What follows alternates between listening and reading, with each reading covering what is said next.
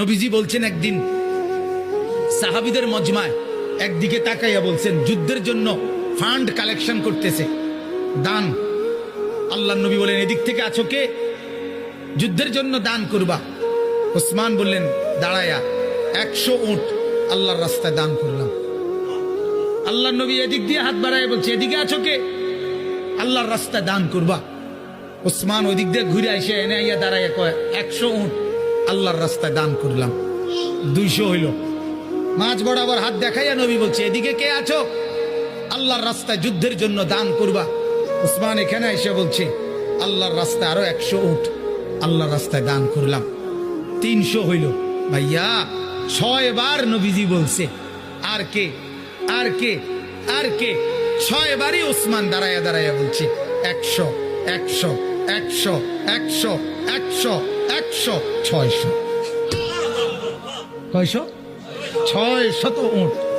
এবার আল্লাহর নবী হাসি দিছে আর ওসমান দাঁড়াই আবার বলছে ইয়া রাসূলুল্লাহ 100 ঘোড়াও আল্লাহর রাস্তায় দান করলাম।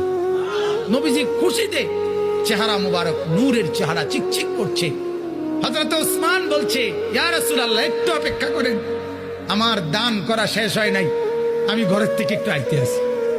হযরত ওসমান ঘরে গেছেন, রুমাল বিছিয়ে দিয়া বিবিকে বললেন স্বর্ণ গহনা অলংকার যা আছে সব দাও। স্ত্রী বললেন কেন? বড় কোনো পার্টি, উনি ব্যবসায়ী ছিলেন তো, বড় কোনো মহাজন, বড় লেনদেন মানে বড় পুঁজি খাটাইতেছেন নাকি? হযরত ওসমান বললেন হ্যাঁ বিবি, আজ আরশে আজিমের মালিকের সাথে পুঁজি খাটাইতেছে। আজকের মহাজন সবচেয়ে বড় মহাজন, আজ জান্নাতের বিনিময়ে পুঁজি খাটাচ্ছি বিবি।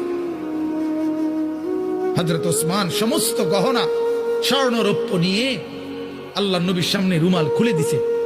হাদিসে আছে আল্লাহ নবী এক হাতে স্বর্ণের টুকরা এক হাতে রৌপ্যের টুকরা হাতে তুলে আল্লাহ নবী তখন বলছেন আল্লাহুম্মা ইন্নী রাযীতু আন উসমান ফারদি আনহু। আল্লাহ আমি জমিনে আমার ওসমানের উপরে রাজি হয়ে গেলাম, আপনি আরশে তার উপরে রাজি হয়েছেন। আমি জমিনে রাজি, আপনি আরশে রাজি হন।